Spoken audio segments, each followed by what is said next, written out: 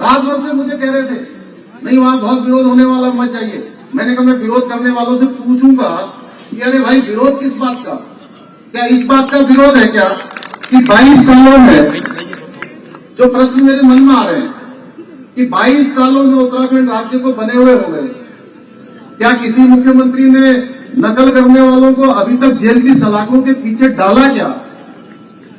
इसका जवाब मैं आप ही लोगों से पूछना चाहता हूं भाइयों बहनों। ये प्रश्न केवल मेरा नहीं है, ये प्रश्न हमारे पूरे उत्तराखंड के 1 करोड़ 25 लाख भाई बहनों का है।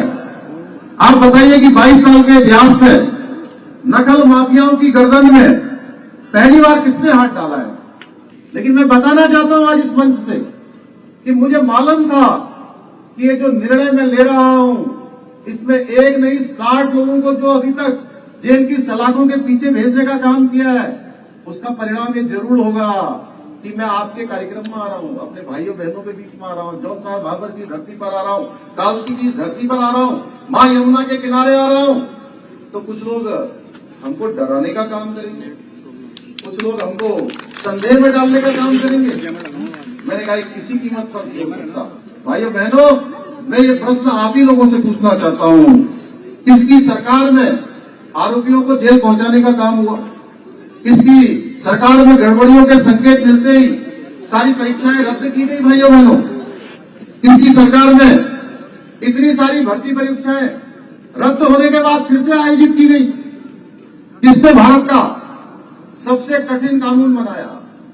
कौन सी सरकार है जिसने आज इस नकल के क्षेत्र में अपराध करने वालों को, नकल में पकड़े जाने वालों के लिए 10 साल की सजा का प्रावधान, उम्र कैद की सजा का प्रावधान, उसकी सारी संपत्ति जब्त करने का प्रावधान, और जो पकड़ा जाएगा भाइयों बहनों वह जो परीक्षा में भाग लेने वाला परीक्षार्थी होगा, अगर वह पकड़ा जाएगा तो उसको आगे चलकर 10 वर्षों तक किसी भी परीक्षा में भाग लेने का कोई अवसर प्राप्त नहीं होगा। भाइयों बहनों, ये सबसे हिंदुस्तान का सख्त कानून बनाने का काम हमने किया है। भाइयों बहनों, किसकी सरकार में गड़बड़ियों के संकेत मिलते ही परीक्षा रद्द की गई? भाइयों बहनों,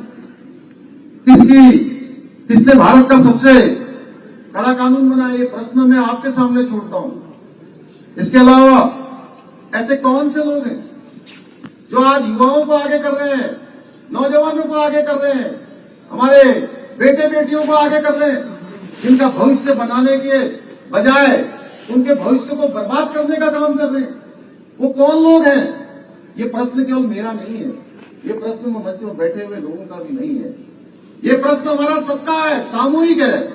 इस प्रश्न का उत्तर हम सबको खोजना होगा। भाइयों बहनों, कहीं नकल माफिया को बचाने के लिए कोई संगठित शक्ति तो कार्य नहीं कर रही है, यह भी हम सबको सोचना होगा। मेरे युवा साथियों, मैं स्वयं को पूरे मामले को देख रहा हूं और आप सभी को विश्वास दिलाता हूं, किसी भी प्रकार से युवाओं के हितों के साथ कोई अन्याय नहीं होने दिया जाएगा। अब अगर कहीं कोई नकल में पकड़ा जाएगा, पर्चा लीक होगा, कोई पेन ड्राइव पर नकल करवाएगा तो उसके लिए उम्र कैद की सजा का प्रावधान भी हमने नए इसमें कानून में किया है। भाइयों बहनों, क्योंकि मेरा लक्ष्य है नकल माफिया का पूरी तरह से सफाया, साफ सुथरे ढंग से भर्ती परीक्षाएं आयोजित करना। तीसरा है भविष्य में किए जाने वाली सभी भर्ती परीक्षाओं की पारदर्शिता सुनिश्चित करना। भाइयों बहनों, मैं आपको विश्वास दिलाता हूं, आपका ये भाई, आपका ये बेटा, आपका ये मित्र, आपका ये मुख्य सेवक आपको कभी निराश नहीं होने देगा। विरोध करने वालों का भी मैं स्वागत करता हूं, क्योंकि उनको भी पता है अगर ये कोई काम कर सकता है तो केवल और केवल हमारे देश के यशस्वी प्रधानमंत्री मोदी जी के मार्गदर्शन और निर्देशन में आपका भाई ही कर सकता है, पुष्कर सिंह धामी ही कर सकता है, जो इस प्रकार के निर्णय ले सकता है।